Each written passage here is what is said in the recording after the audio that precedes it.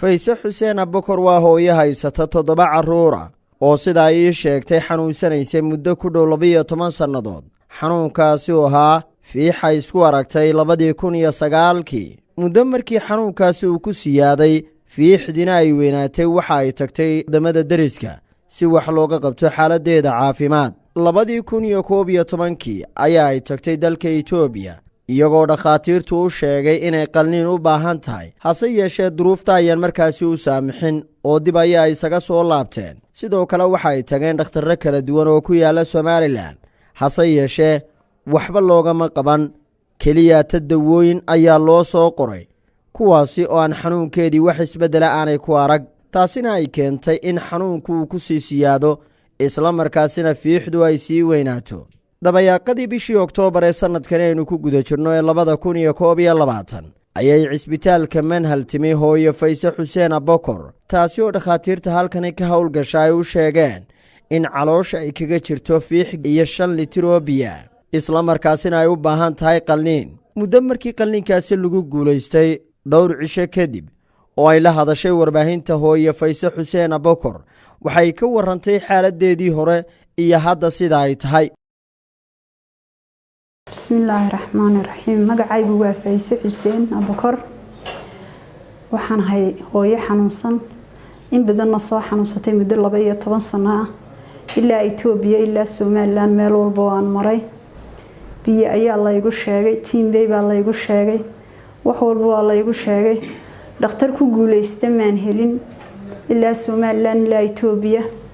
alxamdulilaahi rabbil caalamiin. imaka bisha aan ku jiro ayaan helay caafimaadkaygii. waxaan aakhir ku Guulaystay dhakhtarka Manhal ayaa ku Guulaystay caafimaadkaygii. iga soo jaray fiix 14 kiilo. ما شاء الله تبارك الله.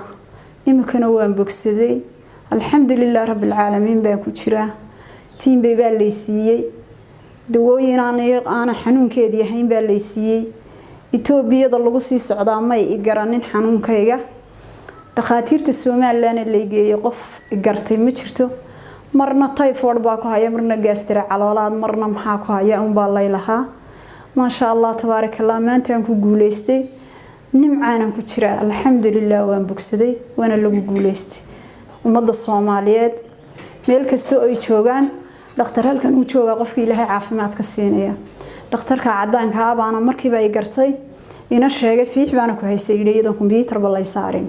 hooyo Fayse Xuseen saygeed oo isaguna la hadlay warbaahinta ayaa dhinaciisa bogaadiyay adeega iyo waxqabadka muuqday ay sameeyeen Cisbitaalka Manhal, waxaana bulshada tagaysa dalka dibadiisa ugu baaqay bal inay soo eegaan tayada uu leeyahay Cisbitaalka Manhal ee magaalada Hargeysa. marka hore Ilaahay baa mahad leh halkan lagu soo hagaajiyay. alxamdulillah rabbil caalamiin.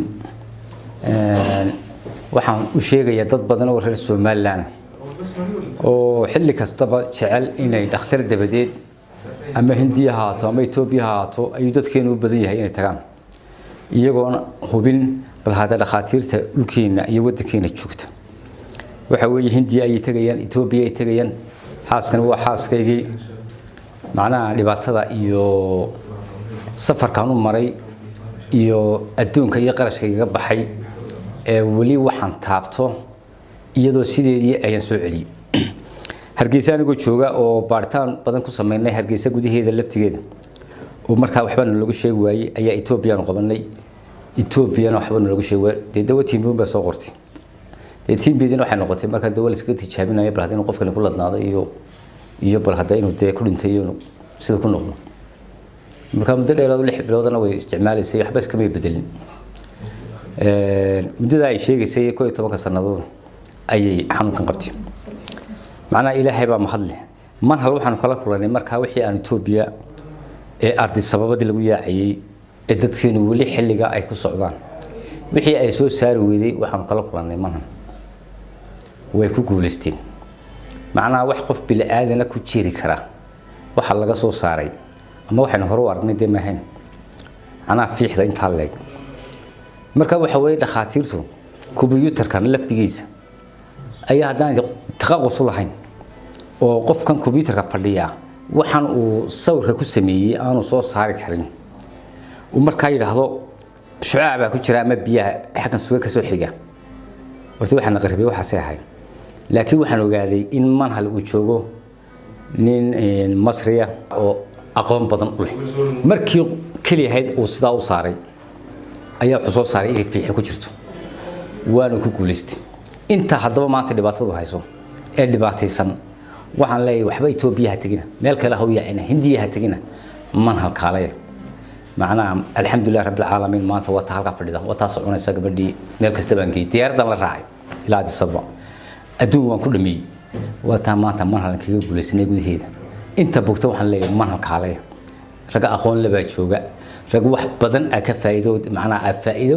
weyn ka heli doontaan wax adduun kaga bixi lahaa maanta macnaa xataa gacanta iyo wax qabadkiisa iyo dawadii iyo wixba way hawl yiri alxamdulillah rabbil caalamiin wata soconaysa maanta gabadhii wax ku qaata waxa dhaafin leey Itoobiya tagina Hindiya tagina manhal kaalay leey reer Soomaaliland ila Soomaaliya Afrika meel kasta joogaan manhal kaalay marka dadku way isweerarayaan waxaan leeyahay ka faa'iideysta manhal maanta kaalay reer Soomaaliland iyo meel kasta cid kasta dhibtii xanuunkaas waxayaan manhal baan leeyahay kaalay waxba iska lifina meel kale ha tagina is qarashkeynayaan beel leedii sheegin Itoobiya taga Hindiya taga waxba kama jiraan waddankeeni baa maanta wax kasta oo shaqo kasta oo la kaga qabanaya cidii gabadhan taqaanay manhal baa maanta laga operation lagu sameeyay way u qaadan lahayd halkee laga shaqeeyo manhal baa laga shaqeeyo xiriiriyaha dhinaca caafimaadka ee cisbitaalka Manhal Dr. Cabdirasaaq Yuusuf Cabdilaahi ayaa isna dhinaciisa ka hadlay qalniinka ay hooyadaasi gashay iyo sida ka cisbitaal ahaan ay dadaalka ugu sameeyeen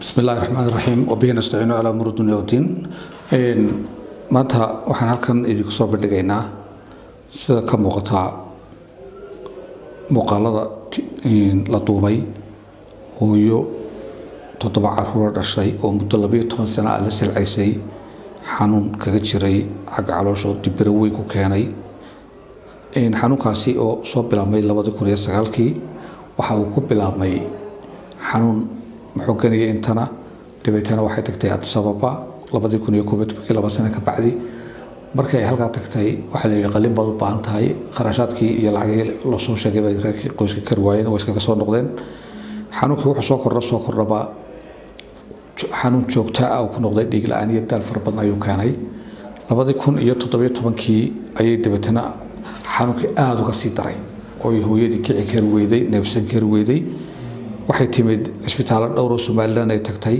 laakiin go'aan sax ah la qaadan karo waxa la yiraahdo dibirada ku leedahay biyo kugu jira meel ay ka marayaan marka wax la kala ma beerka ma beel kala runtii go'aan sax ah la qaadan karo way waxa dhacday waxay 2019kii hooyada waxay tagtay Addis Ababa cadir baa laga jaray waxa la yiraahdo mushkilada ma kasar haddana may keedin xal waxa iyagu markaa ku go'aamiyeen yiraahdeen dawooyin TB baad u baahan tahay mushkilada TB baan u baahnaa 9 bilood bay barnaad sabab ku qaatay barna Hargeysa ku qaadatay dawooyinkiina waxa loo xisbadalo ay keenay may jirin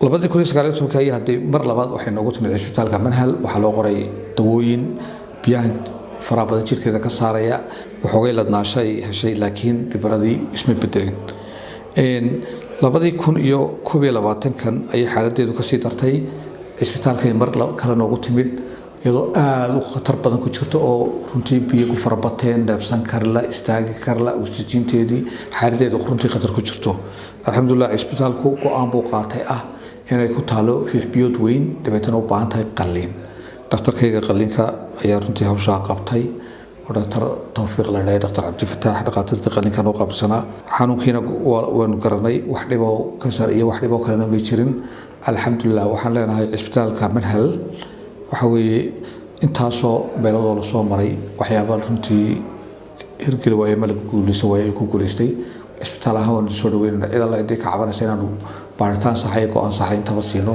waanad ku mahadsan fulinta qalnina ku adag inta badan Somaliland ayaa uu caan ku noqday muddooyinkii ugu dambeeyay cisbitaalka Manhal ee magaalada Hargeysa Maxamed Cabdi Qalnin muqbahiyaha bulsho Hargeysa.